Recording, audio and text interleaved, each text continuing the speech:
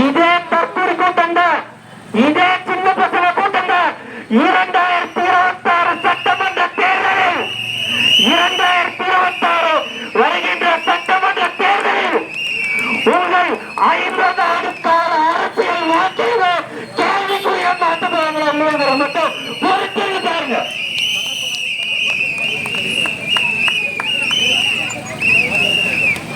இத பார்க்கதா போறீங்க, இது நடக்கதா போகுது, இது நடக்கதா போகுது. அதே மாதிரி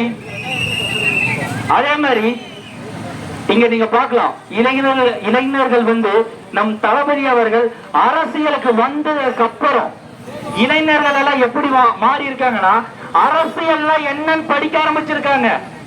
சோசியல் ஜஸ்டிஸ், சமூக நீதினா என்னன்னு யாருக்காச்சும் தெரியுங்களா?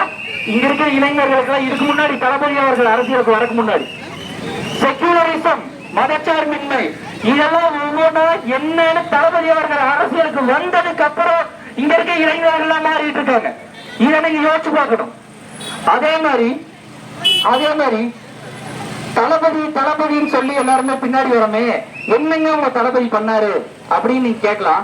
இன்னைக்கு நேற்று மக்களுக்காக சேவை செய்யல, கடைசி 25 வருஷமா நான் கேட்கிறேங்க, தளபதி மக்களுக்காக என்ன பண்ணாரு கேட்கிறீங்களே.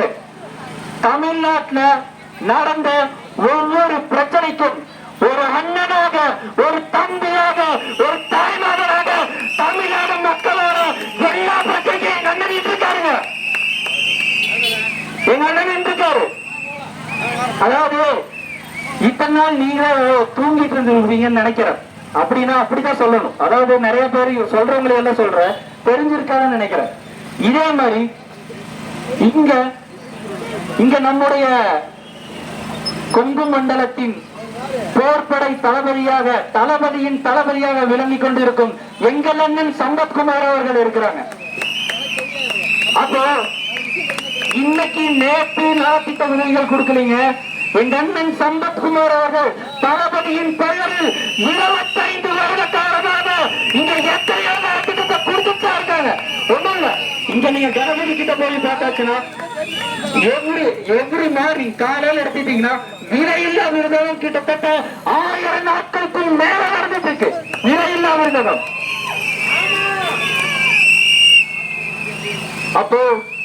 அப்போ இந்த டிஎஸ்டி திமுக அரசு என்ன நினைச்சிட்டு இருக்குன்னா, இன்னும் இந்த மக்களுக்கு இலவசங்களை கொடுத்து ஓட்டுக்கு காசை கொடுத்து ஆட்சிக்கு வந்தெல்லாம் நினைச்சிட்டு இருக்கு.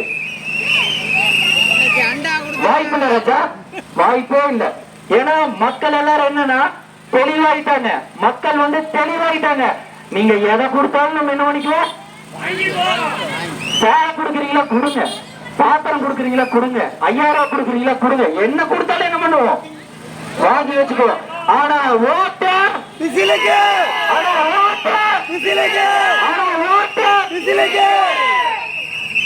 நம்ம தளபதி அவர்கள ஸ்டைல்ல சொல்ற மாதிரி சொல்லணும்னா, இந்த சட்டமன்ற தேர்தல்ல 2 பேருக்கு போட்டியே.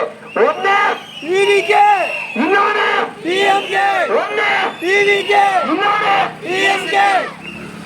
இன்னொரு விஷயம் என்னங்க, அதான் தளபதின்னு சொல்லி இத்தனை யங்ஸ்டர்ஸ் எல்லாம் கூட வராங்களே, இத்தனை மக்கள் எல்லாம் சாரையா திரண்டு வராங்களேன்னு நினைப்பீங்க. ஒரே ஒரு விஷயம் தாங்க, Thalapathy it's not a vote.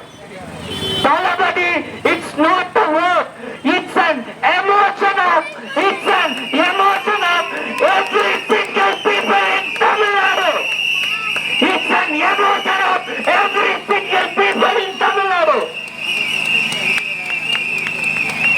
இந்த மக்கள் 2026 வருகின்ற சட்டமன்ற தேர்தலில் 234 தொகுதிகளிலும்